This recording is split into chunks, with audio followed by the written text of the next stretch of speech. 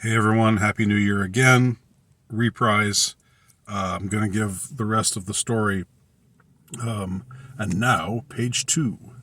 Those of you old enough to remember corny old Paul Harvey will know what I'm referring to there, which is probably none of you. But anyway, I left off my story about my journey to Catholicism and the involvement, the way I see it, the spiritual involvement of Pope Benedict the 16th, may God rest his soul.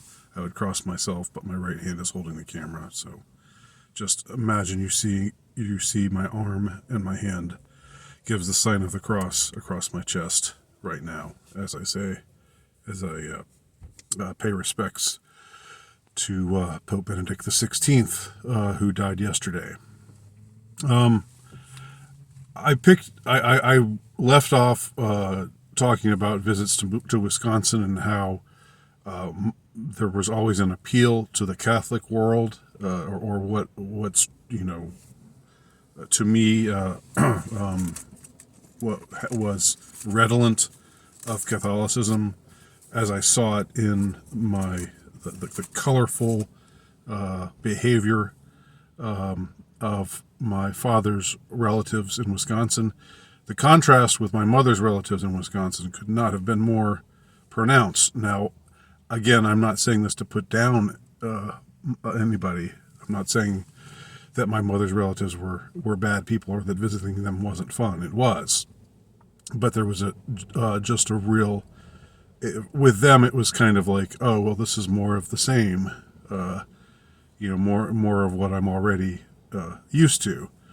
And with my father's relatives, it was a whole different world. Like I said, I use the term blandly American.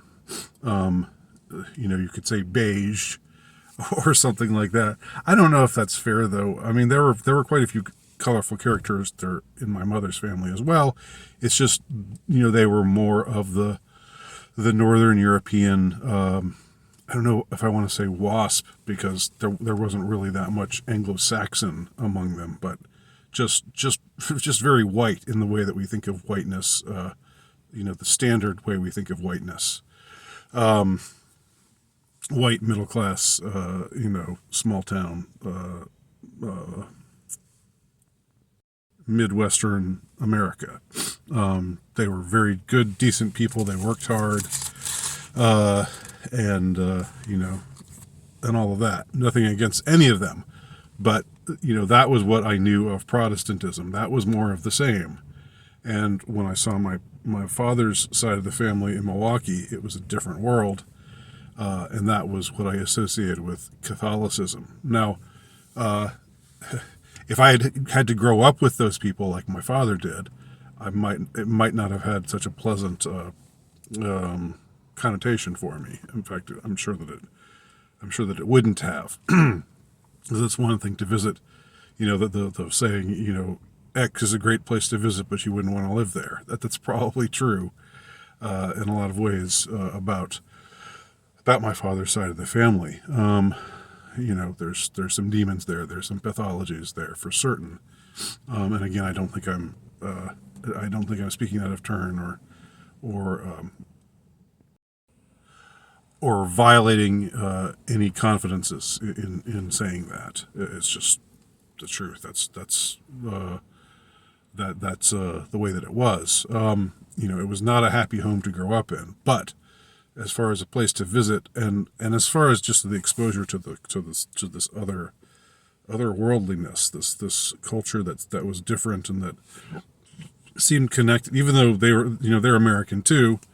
It seemed there was more of a connection to something older, and a tradition that was I don't know, somehow more powerful to experience than Protestantism.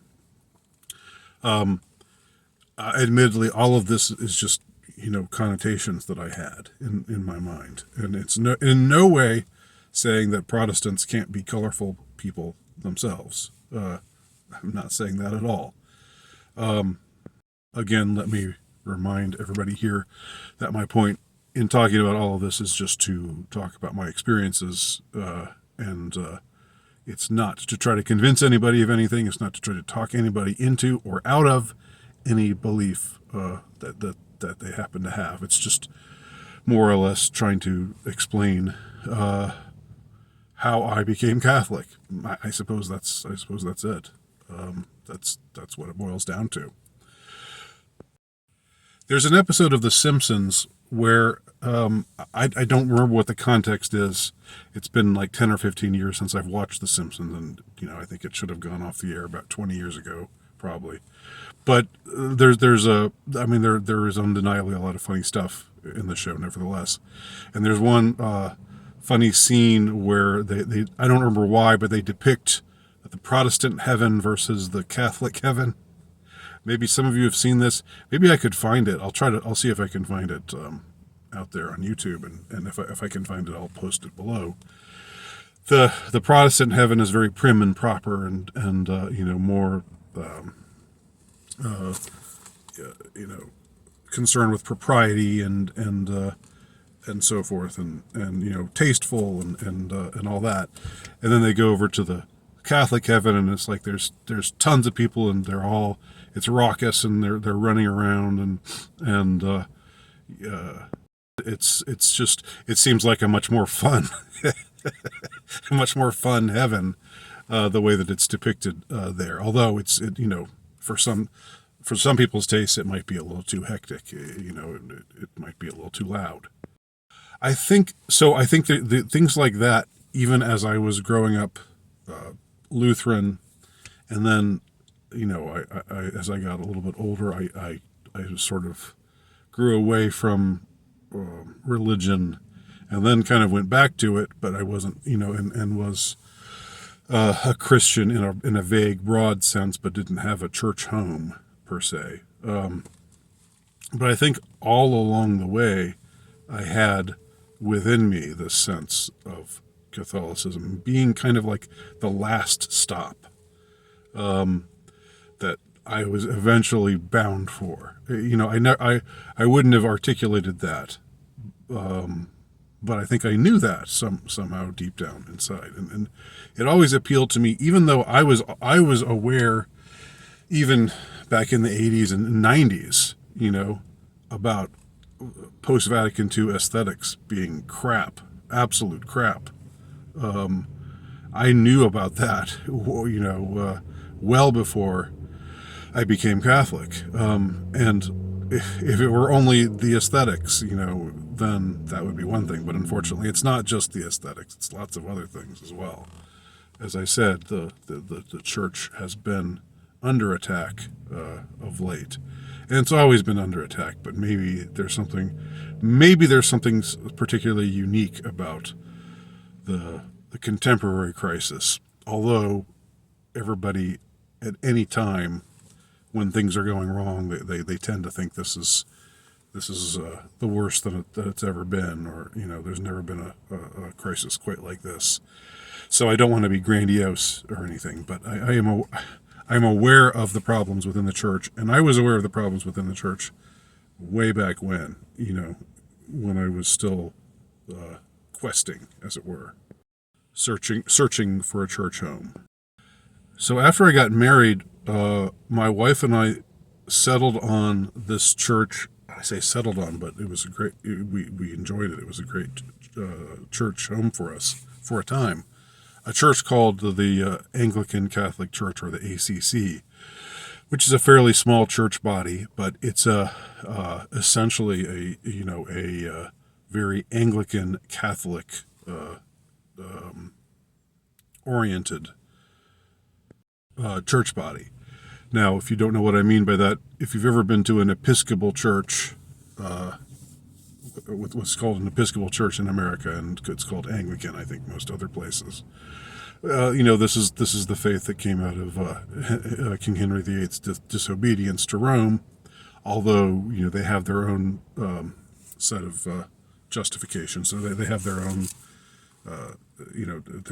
They say there's more to it than that, and I want to be fair to them. But there is something in the best of high Anglican services. There is a real grandeur to it. There is a beauty to it. There is something very very aesthetic about it. And the problem was that while my exposure to it prior to that had been the Episcopal Church of America, which had that aesthetic, but at the same time was just off the rails as far as theology goes, just way too liberal, even back then. Now I can only imagine. But even back then, it was not. I wanted some place that had a connection with tradition, that had a connection with the beliefs that have always animated Catholicism or the church or I guess Christianity, traditional Christianity, if we want to just put it in an ecumenical way, the way that C.S. Lewis would put it, and not just a church body that jettisoned the parts of the past that they found uncomfortable, just to be, in accordance with the modern age. All of that had no interest to me. In fact, I was repulsed by that. I wanted nothing to do with that. And this goes way back. This goes back to me in my 20s. I had these kinds of sensibilities.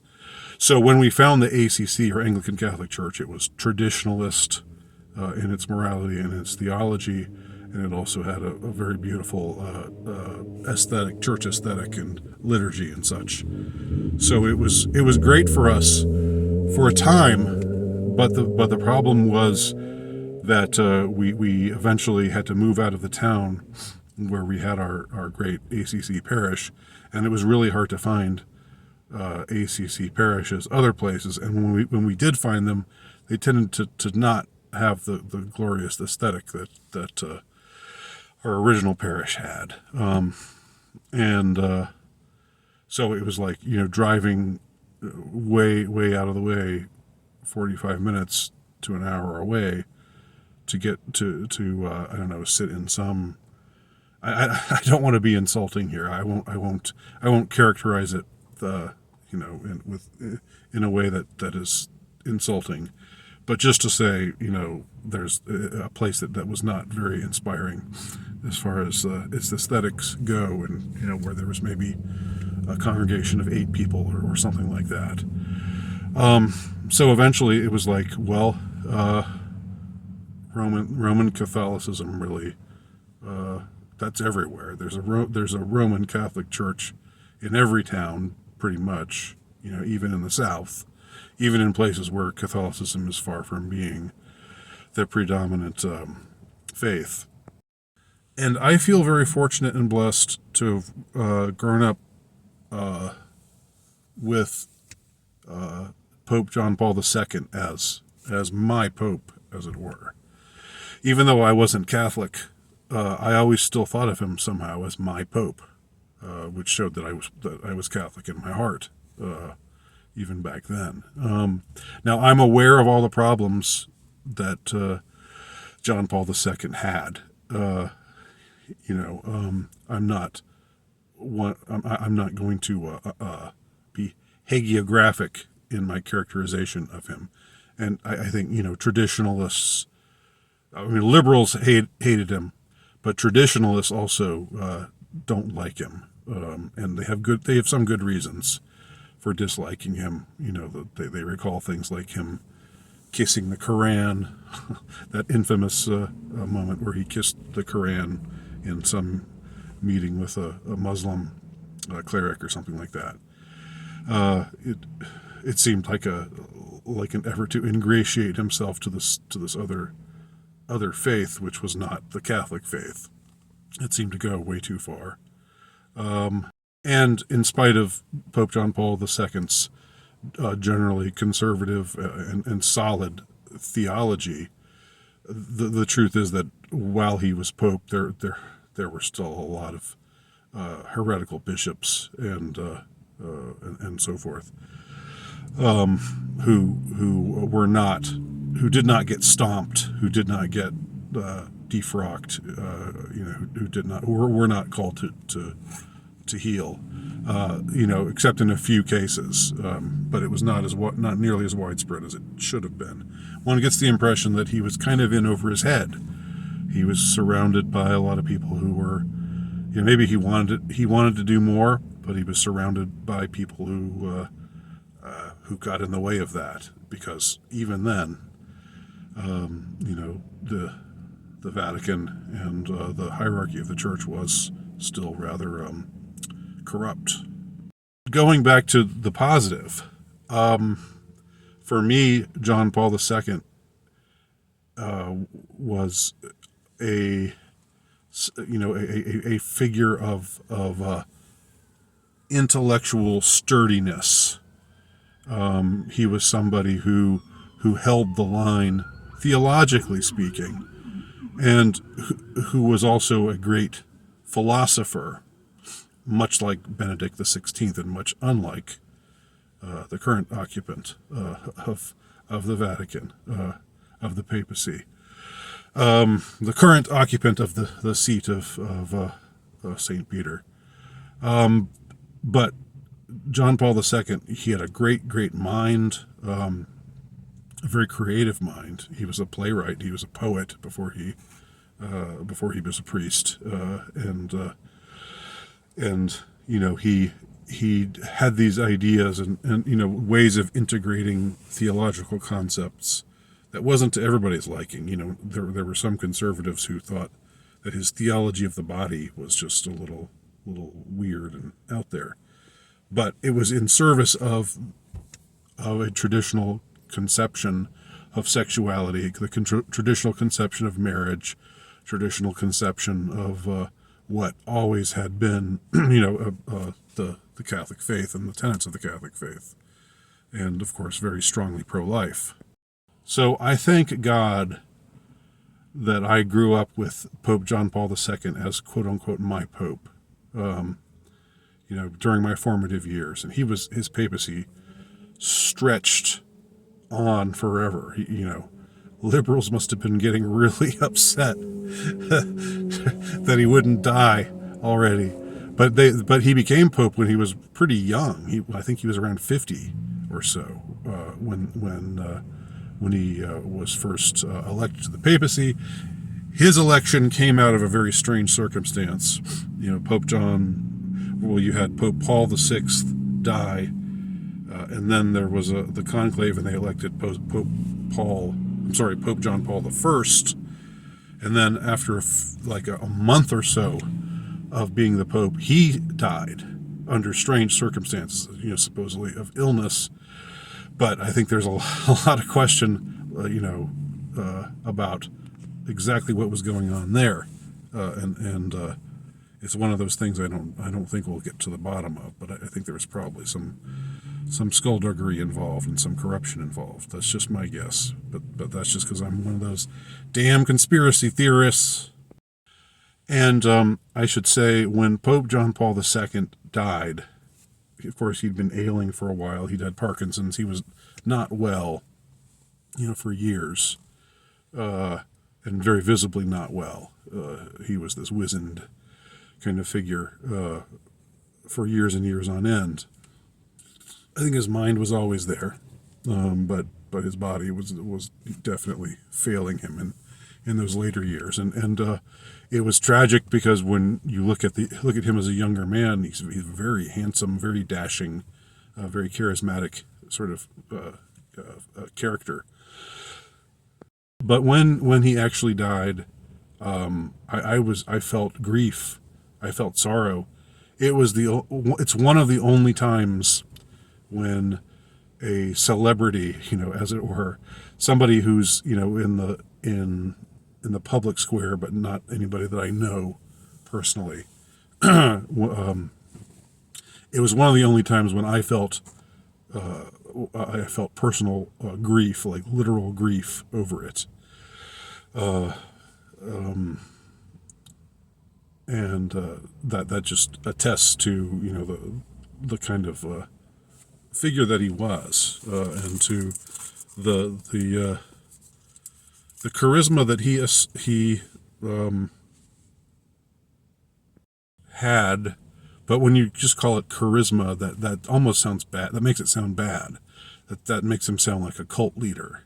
So it wasn't just charisma; it was a sense of credibility, of trustworthiness. Like, this is a guy, this is a guy with a brain in his head who knows what the hell he's doing, and he's smart as all get out. He's no fool. You know, he's fatherly, temperament, all those things, and of course Polish. So there's that connection as well. He was the first Polish pope, I think, ever, and I couldn't help but connect with him on that front as well. So I'll end this. I'll have to go to part 3 to finish my story. I'll end this portion of the story here. Thank you very much for watching. Talk to y'all soon.